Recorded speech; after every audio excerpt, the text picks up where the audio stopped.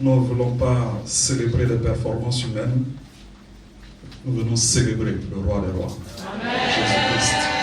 Alléluia. Voilà. Honorables invités, chers frères et sœurs en Christ, chers étudiants de l'école des adorateurs, nous souhaitons la bienvenue à cette cérémonie de remise de diplôme de la 6e promotion de l'école des adorateurs. Je vais tenter au cours de ce bref exposé de répondre à 2 questions importantes. 2 questions que vous vous posez certainement. Qu'est-ce que l'école des adorateurs? Ça, c'est ce que nos invités peuvent avoir comme préoccupation. Et pour nos étudiants, quelle est l'étape suivante? Quelle est la suite après la formation? Voilà les 2 questions auxquelles je vais essayer de répondre au travers de ce bref exposé. Qu'est-ce que l'école des adorateurs?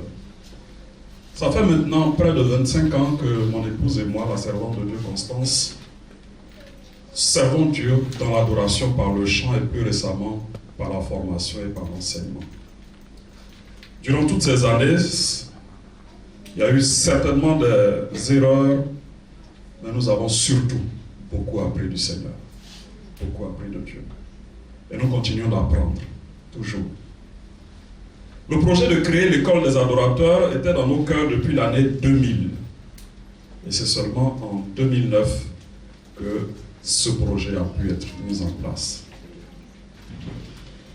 D'abord, c'est l'école des adorateurs et pas l'école de l'adoration ni de la louange, c'est voulu. C'est voulu. L'école s'appelle école des adorateurs, pas école de louange ou école d'adoration. C'est voulu.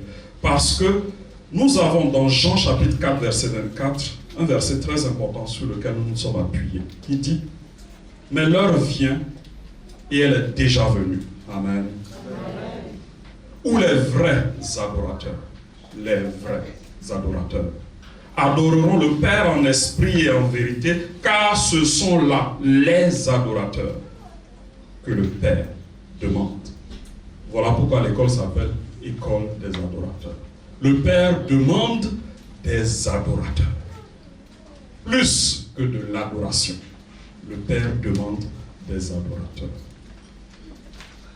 Au niveau de la formation, il y a 3 idées fausses sur l'adoration qu'on a essayé de balayer dès les premiers cours.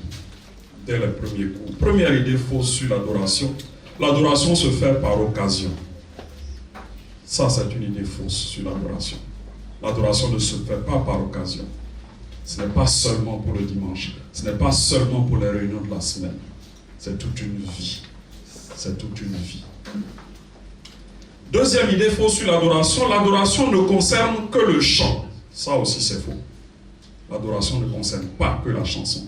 Et d'ailleurs, parmi nos étudiants, il y en a qui ne sont pas chantres. Amen. L'adoration comprend tout ce que nous pouvons faire en réponse à l'œuvre de rédemption de Jésus-Christ. Tout ce que nous pouvons faire en réponse à l'œuvre de rédemption de Jésus. Et enfin, dernière idée fausse sur l'adoration. L'adoration consiste seulement en action. Non. Non. C'est l'adorateur qui importe plus que l'adoration. C'est qui tu dois être ou devenir plus que ce que tu dois faire. C'est ça. Au niveau de notre plan de formation, nous avons 6 modules de formation que nous dispensons en 6 mois, à raison d'un module par mois. Et nous avons, je vais peut-être solliciter nos étudiants pour nous rappeler un peu les 6 modules de formation. Le module 1 s'intitule